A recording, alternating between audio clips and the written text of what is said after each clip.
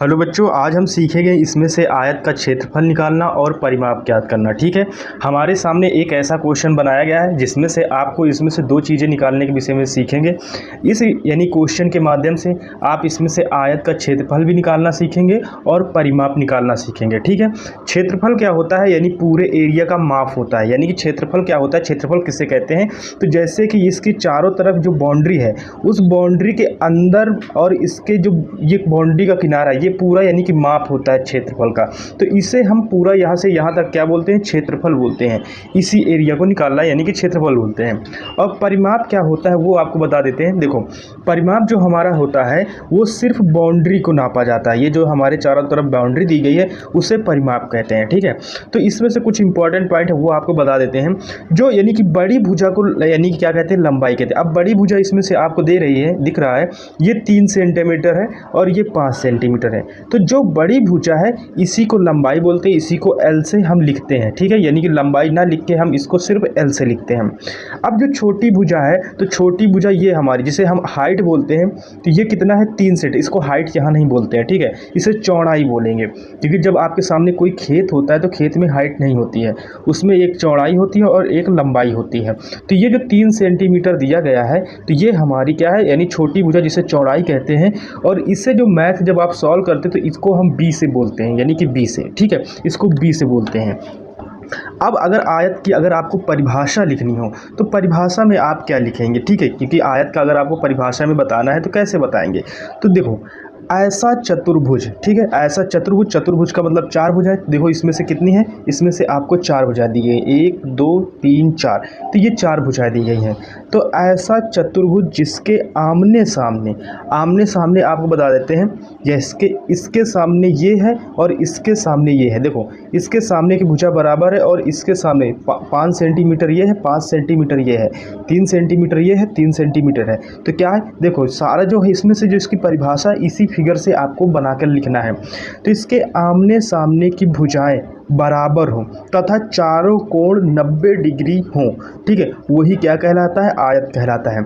अब चारों कोण जैसे देखो, यहाँ पर देखो 90 डिग्री का कोण बनता है, यहाँ पर 90 डिग्री का कोण बनता है। ठीक है, इसे चाहो तो आप इसमें से यानी कि जिसे चांदा बोलते हैं उससे आप इसे नाप सकते हैं या चेक कर सकते हैं।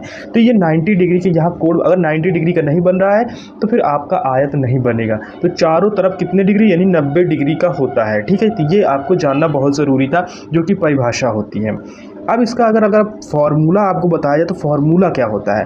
तो देखो, आयत का जो क्षेत्रफल होता है तो वो लंबाई गुणे चौड़ाई होती है। लंबाई मतलब L होता है, चौड़ाई मतलब भी। तो लंबाई ये 5 हो गया, यानी कि ये वाली लंबाई, और चौड़ाई ये वाली, यानी कि इसको बोलते हैं।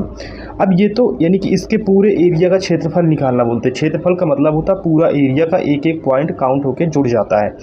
अब अगर आपसे परिमाप बोले, ठीक है, इस जगह परिमाप लिखा है, जगह कम थी इस जगह शॉर्ट में लिखा गया है। तो परिमाप किसे बोलते हैं? तो ये जो पूरी चारों तरफ की जो बाउंड्री है, लंबाई गुणे चौड़ाई। ठीक है, तो ये यहाँ पर क्या है? इसी को हम परिमाप बोलते हैं। और परिमाप को कैसे अगर निकालेंगे फॉर्मूले से, तो यहाँ पर 2 लिखेंगे। 2 इस वजह से लिखते हैं क्योंकि हर चीज़ 2 है, लंबाई 2 है, चौड़ाई 2 है। ठीक है, और ब्रैकेट में L + B लिखेंगे, यानी कि 2 बार जो चीज़ लिखी उसी को कॉमन करके लिख लिया गया है। तो ये हमारा फॉर्मूला होता है। ये आपको था यहाँ तक समझाना। अब मैं इसी क्वेश्चन को कैसे सॉल्व करेंगे तो ये हम आपको नीचे सॉल्व करके बताते हैं। जैसे हमें यहाँ पर आयत का क्षेत्रफल निकालना है, तो अब हम अपना क्वेश्चन सॉल्व करते हैं। कैसे निकालते हैं? जैसे हम यहाँ से अपना क्वेश्चन सॉल्व करते हैं, यहाँ पर डालेंगे हल। ठीक है, यहाँ पर हल डालेंगे। हल डालने के बाद फिर क्या लिखेंगे? यानी कि आयत का परिमाप। तो आयत का परिमाप क्या होता है? आयत का क्षेत्रफल, आयत का क्षेत्रफल। ठीक है, तो क्षेत्रफल क्या होता है? यानी लंबाई गुणे चौड़ाई। इसी को L और B लिख सकते हो आप, कोई दिक्कत नहीं जाएगा। तो अब इसमें से लंबाई गुणे चौड़ाई है, तो देखो यहाँ पर क्या है? लंबाई गुणे चौड़ाई।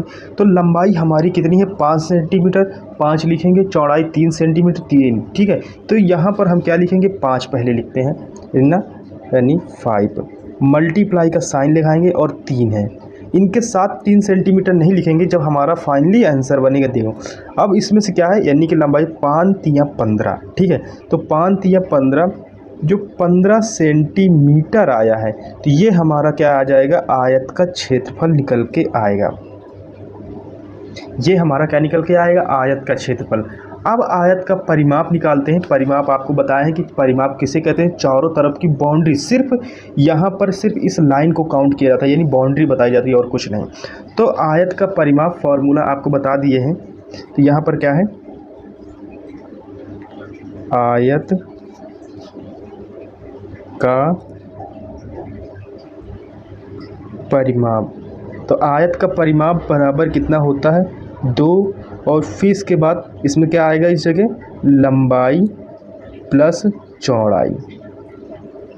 तो ये हमारा फॉर्मूला होता है और इस फॉर्मूले में रखेंगे। तो सबसे पहले 2 लिखेंगे और 2 लिखने के बाद फिर यहाँ पर क्या दिया गया है, यहाँ पर दिया गया है जो हमारी लंबाई दी गई है 5 सेंटीमीटर और चौड़ाई 3 सेंटीमीटर, उसको लिखेंगे। तो यहाँ पर क्या लिखेंगे, यानी कि ब्रैकेट में लंबाई कितना दिया गया है 5 सेंटीमीटर प्लस चौड़ाई 3 सेंटीमीटर, बंद करेंगे। फिर इसके बाद सॉल्व करेंगे। देखो 5 3 8, तो 2 गुणे 8, ठीक है, और 8 दूनी 16, तो कितना हो जाएगा 16। जो 16 सेंटीमीटर हमारा निकल के आएगा वो बाउंड्री का काउंटडाउन निकल के, यानी परिमाप निकल के आएगा, और ये हमारा क्या बन जाएगा, आंसर। आई होप कि इस वीडियो से आप ये सीख पाए हो कि आयत का, यानी कि आयत की सारी डिटेल आप सीख पाए हो कि आयत का क्षेत्रफल कैसे निकालते हैं, परिमाप कैसे निकालते हैं, ठीक है। ये सारी चीज़ें आप जान पाए होंगे। मिलते हैं नेक्स्ट वीडियो में ऐसे ही किसी में, तब तक के लिए टेक केयर, बाय बाय।